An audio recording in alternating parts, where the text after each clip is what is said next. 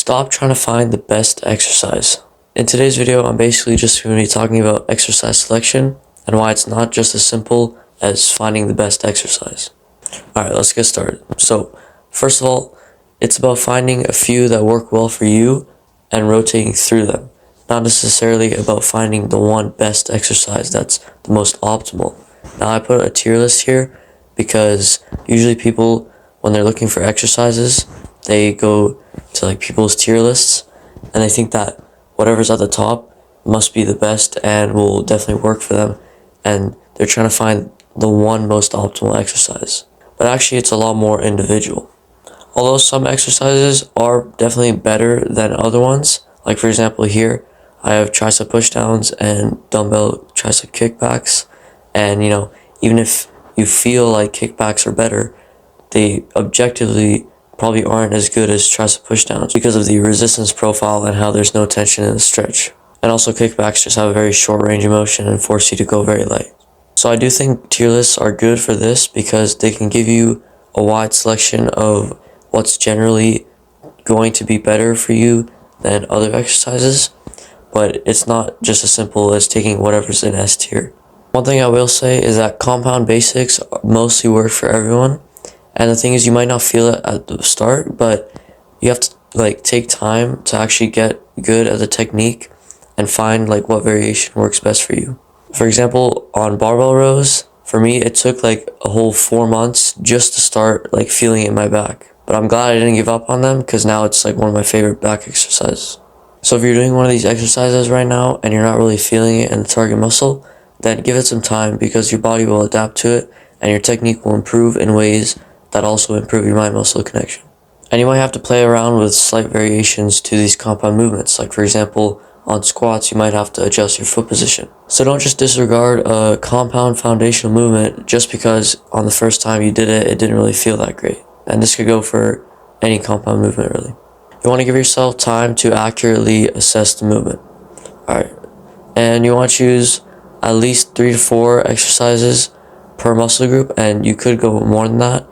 But it's good to have a selection of exercises that work well for you for each muscle group so you can rotate through them. And you want to be using about 2 to 3 at a time, and of course it depends on the muscle group. Like for biceps you might only need 2, but for back you might need 3 or 4. Alright, now let's discuss how you can actually find exercises that are good for you and work well for you.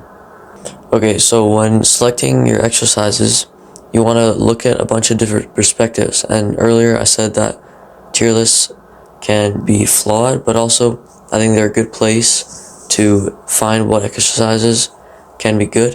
And I recommend looking at a bunch of different ones, and I have a few videos on exercises as well. But you just want to try to get a wide range in different viewpoints. And when choosing your exercises, you want to choose the ones that are consistently at the top of rankings and tier lists, because these are most likely to be good if multiple people are putting them at the top.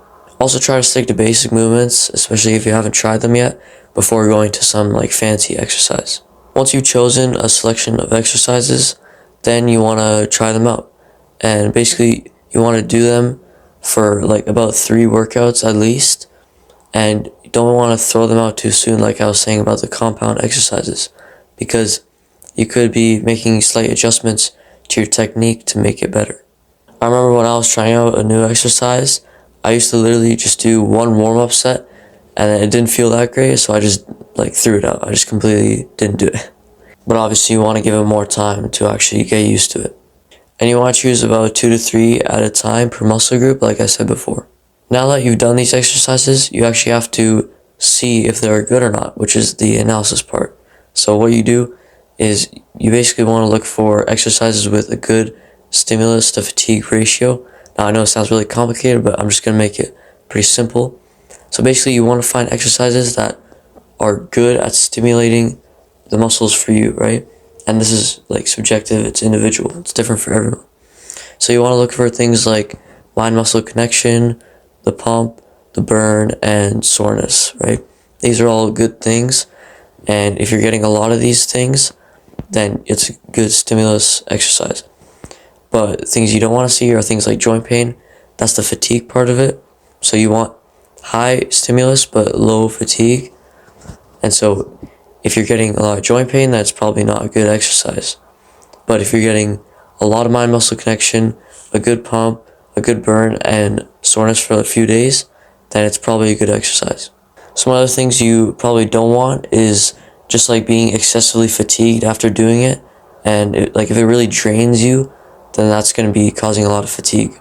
And just generally, you want to see if it feels good for you, because everyone's bodies are structured a little bit differently, so you want to see if that exercise works well with you or not. But that's basically what this slide is about, just like finding if the exercise works well for you. Because like one person might get a really good mind-muscle connection, pump, burn, and a lot of soreness and no joint pain from doing barbell curls, but for someone else, they get no mind-muscle connection, a poor pump, no burn, barely any soreness, and their joints hurt. Once you've analyzed these exercises, then you want to try out another set of 2 to 3 per muscle group, right? And you just want to try a bunch of them until you've found a selection of exercises that work well for you. As you can see here, this is a selection of bicep exercises.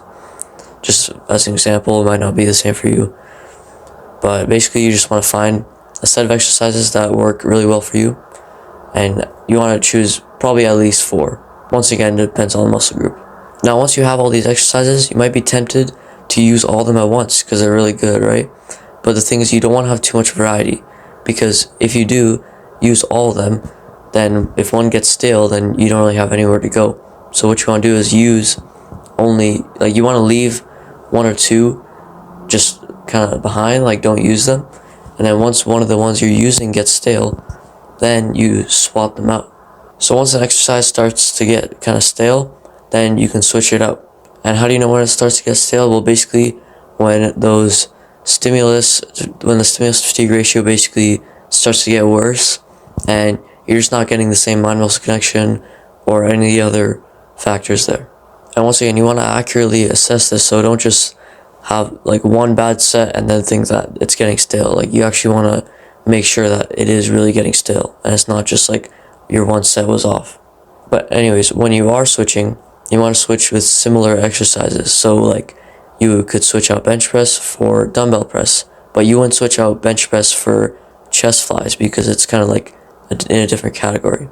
And don't just switch for no reason, like just for fun, because then you're not really allowing enough time to progress on that exercise, and you're just like cutting it short and you're not really milking out that exercise. And also, one thing to note is that beginners will probably take longer to get used to an exercise and actually like see if it's good for them. Or like, for example, on squats, it's going to take a beginner quite a while to find their right foot position and have the technique down. So just one thing to keep in mind for beginners, you want to probably give it like a month or even longer before you really decide if it's a good exercise. Well, that's basically it. But I actually have this free workout program, and I made it for my last video, but it got like 25 views, so I just wanted like at least someone to use it. So that'll be in the description. It's just like a workout program for beginners at home if you only have dumbbells, pretty much. I know it doesn't really sound super relevant to this video, but if you watch the last video, it'll make a lot more sense. But yeah, it's just, if you wanted that, it's in the description. See you.